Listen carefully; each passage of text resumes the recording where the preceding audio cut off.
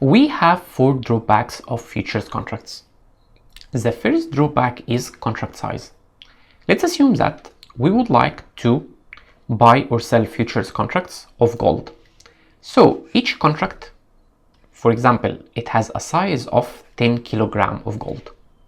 But we would like to hedge, we would like to buy or sell futures contracts of 25 kilograms.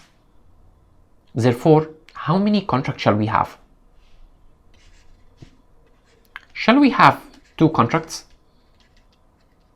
Consequently, 2 times 10 kilograms, it will be 20 kilograms. Or shall we buy 3 contracts?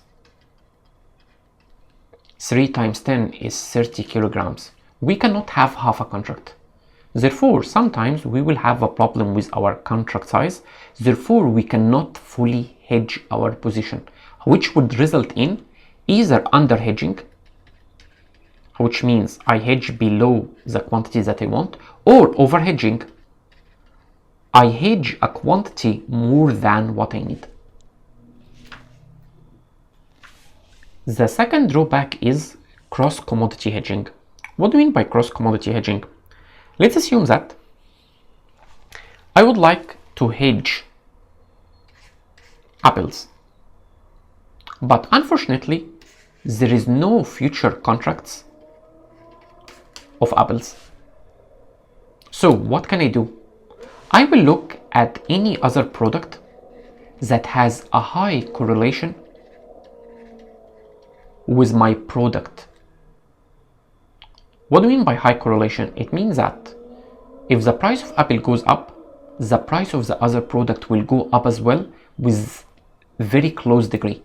For example, orange.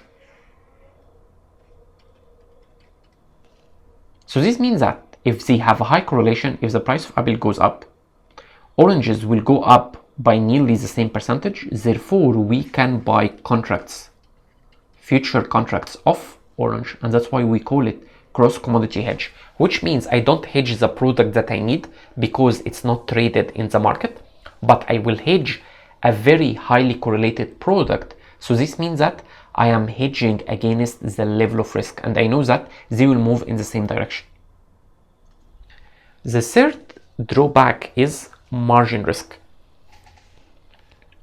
What do we mean by margin risk? We said that with futures contracts, the stock market will ask both buyers and sellers to update their position on daily basis, which means if any one of them will make a loss, they need to deposit the amount of the loss into the clearinghouse or the stock market on that day. So nobody knows what will be this amount because it will be completely unexpected due to market fluctuations. Therefore, this will cause liquidity problem because you need to deposit an unknown amount at unknown date, and maybe you don't have this cash at this time.